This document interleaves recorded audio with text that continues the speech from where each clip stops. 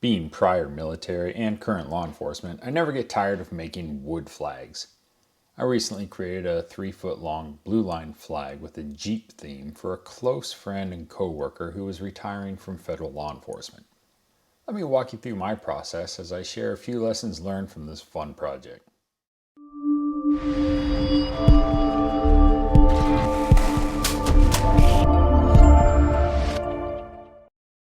I started with 2x6 pine boards and decided to rip them into smaller strips so I could rotate the grain orientation of a few of the strips. This may not have been necessary, but I have not had very good luck with big box lumber and how it tends to warp.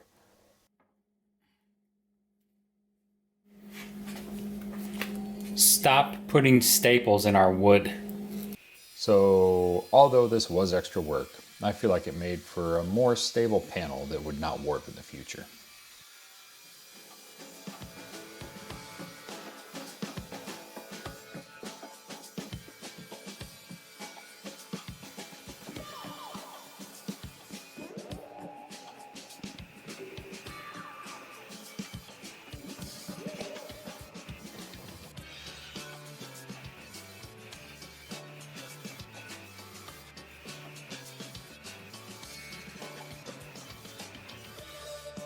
After cutting all the strips, I arranged them into a final layout.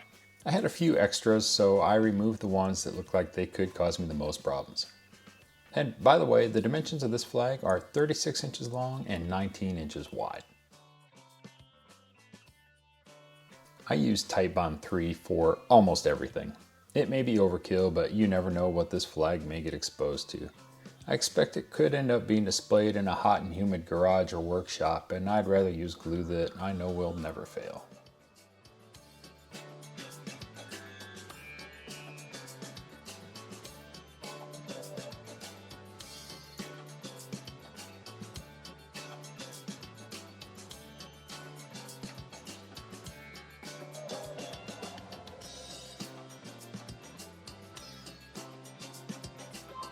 The clamps you see me using here are Woodpecker's Clampzilla 4-way panel clamps.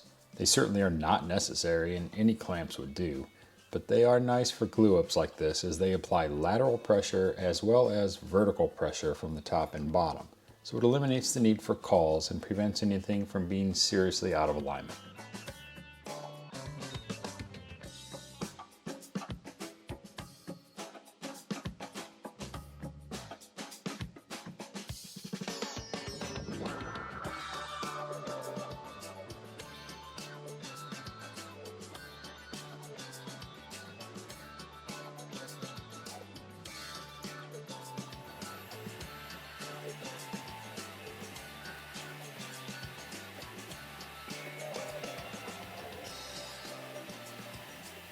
I then used the CNC to flatten each side using a surfacing bit.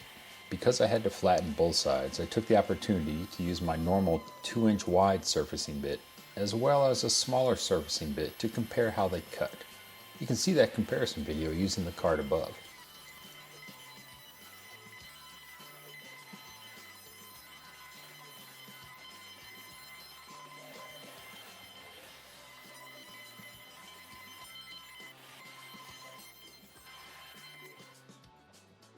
Once flattened, I sanded everything up to 150 grit and then applied a water-based Minwax True Black stain. I've experimented using India ink for this, but for the cost and quality and coverage, I feel like this water-based stain does a really good job. After drying for a few hours, I applied 2 coats of clear Minwax polyacrylic.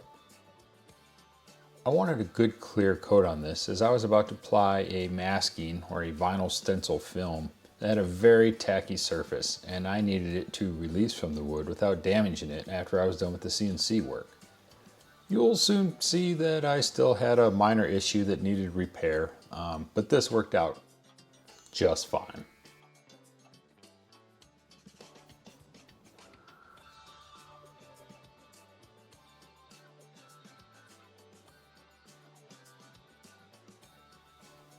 For the masking, I used Frisco Craft Stencil Vinyl. It is very similar to Oramask, which most people are familiar with. There is a link below if you'd like to check it out on Amazon. I started using this because in the reviews, people were saying that this was actually better than Oramask at reducing the paint bleed underneath the masking. So far, if anything, it's almost too tacky, but it did a really great job. The key is to start with a smooth surface. I sanded the clear coat lightly, removed the dust, and then applied the masking using a vinyl applicator.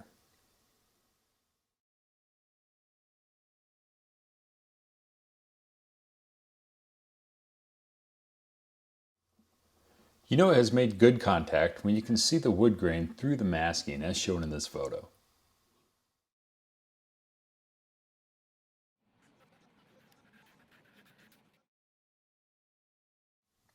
One thing to think about with a project where you'll be using multiple bits and multiple tool paths is where you're going to zero your z-axis and where you're going to reference your x and y zero.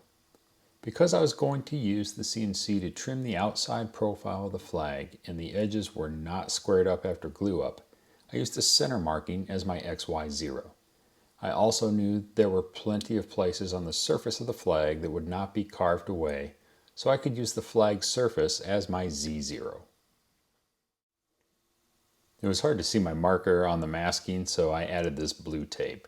It's important to note that I did all my cuts in one session without turning off the CNC machine, so I never had to go back and find my XY0 after this initial zeroing.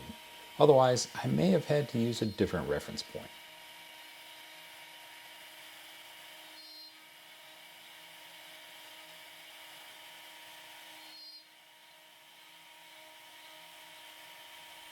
I started with the union and cutting out the stars. Because I chose an all-black distressed look for this flag, I did not have to make a separate mark or use a separate piece for the union. The V-bit made quick work of the stars, and it was time to move on to the carving of the stripes and the Jeep.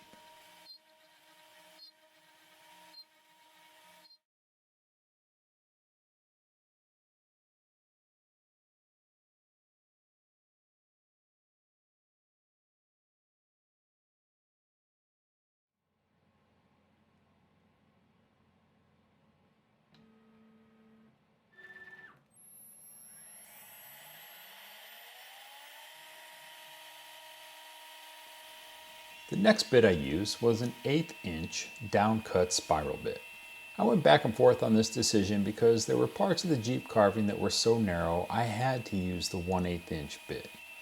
But for the bulk of the stripes, I could use a 1/4 inch bit to make for a faster tool path.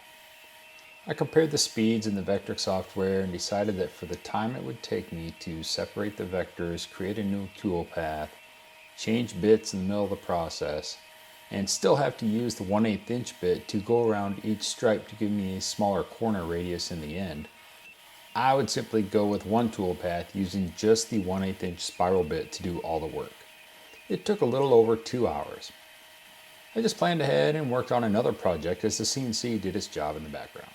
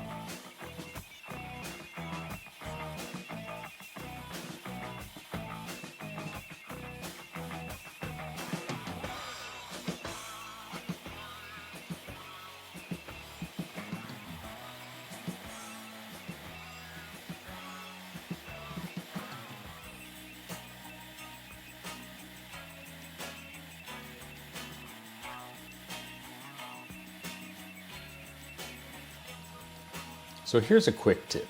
If you're new to CNC and get confused when looking at a bit as to whether or not it is an upcut bit or a downcut bit, here's a trick. Hold it upright in your hand as if it were mounted in your router or spindle. Spin the bit in the same direction as it would spin when running and watch the reflection of the lights on the bit. If they track down the bit, it's a downcut bit. If they track up the bit, it's an upcut bit. This one here is a 1/4 inch downcut spiral bit. I chose this because I had already finished the surface of the flag and wanted to ensure I was not chipping the edges, which would likely happen with an upcut bit.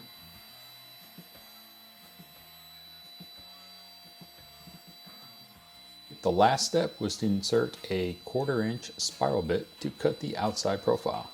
I could have used the 1/8 inch bit for this as well, but decided the 1/4 inch bit was better suited for the job.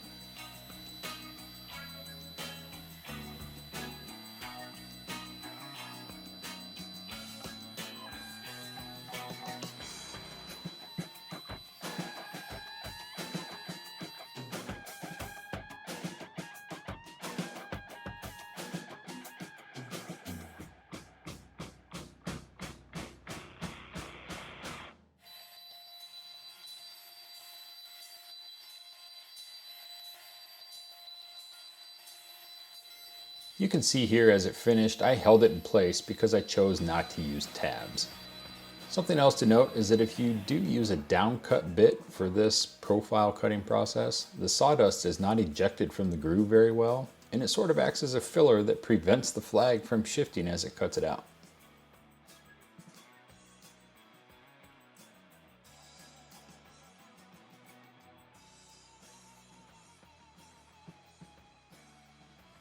Now it's time for some color. After ensuring the masking had not lifted up, I started with the stars using Minwax water-based stain that is tinted white. You can see I didn't worry too much about having excess stain in each star as it soaked in pretty quickly, it dries quickly, and the masking did a great job of keeping it off the rest of the flag.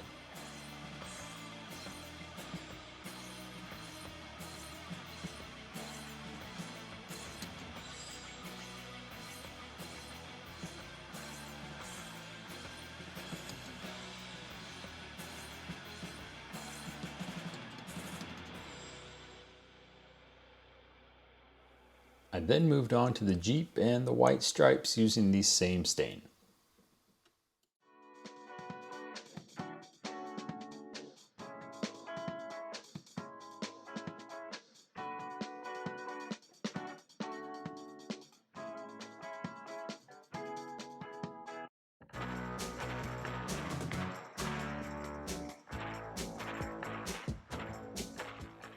I did 2 coats of white and 2 coats of blue Minwax stain on the blue line, and then it was time to remove the masking, which as you can see really grips the surface underneath.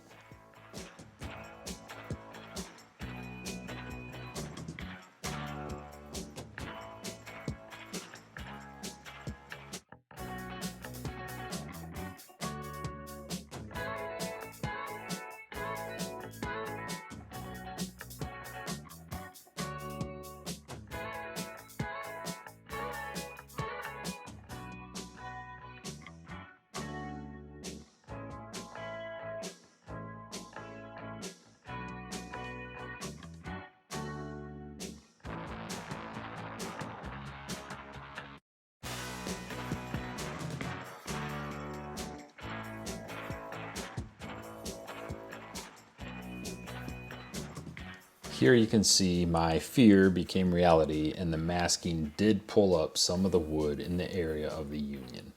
This happened because there were some defects in the wood, and after flattening, the good surface of the wood was literally paper thin. It's just something to be aware of in the future.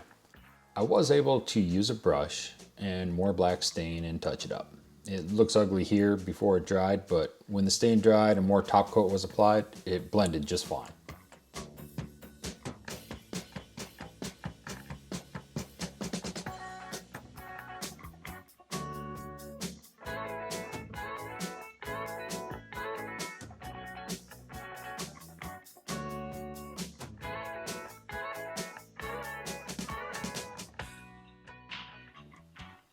I finished the flag by spraying several coats of Minwax polyacrylic, and the project was complete. You can see I don't bother filling small flaws or defects in the wood. I stabilize them with thin CA glue, but do not fill them as I like that rustic look. As a side note, I did also V-carve a personal message into the back of the flag, but chose not to make that a part of this video. This project shows that a great part of having a CNC is being able to take something special and symbolic, like our American flag, and create a truly unique gift for someone's special occasion. Please like and subscribe to catch the next project coming out of the shop, and I hope this project inspired you to get out into your shop and get creative.